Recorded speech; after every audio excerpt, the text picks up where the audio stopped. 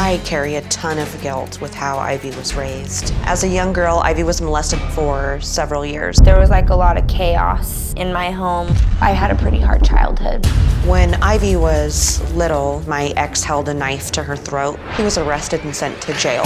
I was told that I could absolutely not see my ex, but the fact is that I did continue to see him. Child Protective Services found out, and Protective Services took Ivy and my son away because I was failing to protect them. And then I lived in foster cares and then eventually moved in with a family member. After 4 years, I was able to get Ivy back, but I was never able to get my son. He was put up for adoption. I was about 12 and I was able to go back and live with my mom. She basically let me do like whatever I wanted. The word no didn't exist. To this day, the amount of guilt that I carry is completely unbearable. I know my mom holds a lot of guilt and I feel like she should. She was pretty irresponsible. What I said to myself at the time, after everything that I did as I failed as a mom, I never wanted her to be mad at me. I never wanted her mad at me again, so I just let her do whatever she wanted. I can't even tell you the amount of guilt I have, the So mistakes you that I were made. parenting from guilt, because according to Ivy, you're right, you never said no, there was no curfew. You allowed marijuana and alcohol at 12. You allowed her to date this 20-something at 13, 14. You allowed sex at 14. She says you always chose men first, and you acted more like a friend and a sister than a mother because you didn't want her to be upset with anything, so you didn't want to be an authority figure. She says you're very lenient with your grandson. You do accept the escort money, kind of as child support.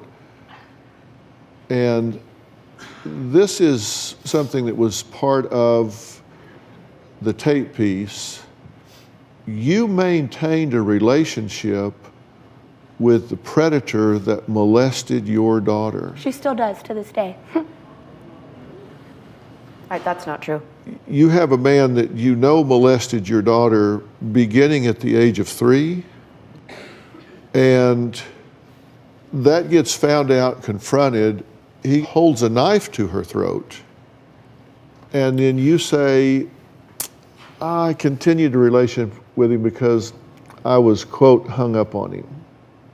I don't think I said it that casually. I think that I more said that it was, that relationship was like literally like an addiction for me, like a heroin addict or something like that. I could not break free of that relationship, obviously. I love her. I would never want all of this to happen. I just had problems. You know, I look at the generational legacy here, and you were an exotic dancer in your 20s, right? I was. You take money from her escorting. Did you ask her at one point how to be an escort? I did, but it wasn't because I actually wanted to be an escort. She was just hard up and needed money. No, that's not the, I was trying to get you to realize the gravity of what you're doing. And you would be like, oh my gosh. Well, that's the first time you're telling me this till today. You called me stressing out like, dude, I need money, I need money. I'm a very bright person. I could figure out how to be a hoe if I wanted to. And that's the truth that comes out. True colors right there. That's how she really feels about me.